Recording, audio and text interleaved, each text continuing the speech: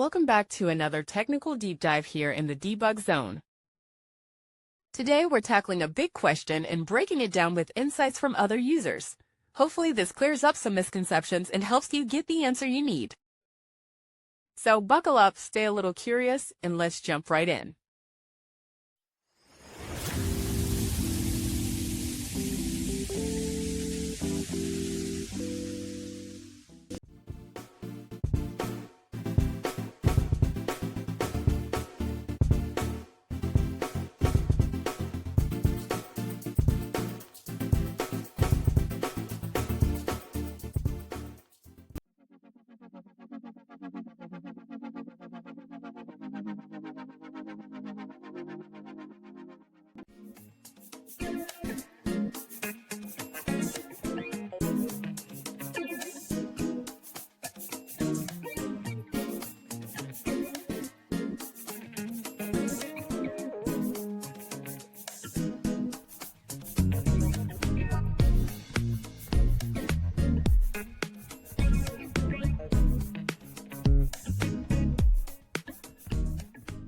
And that's a wrap.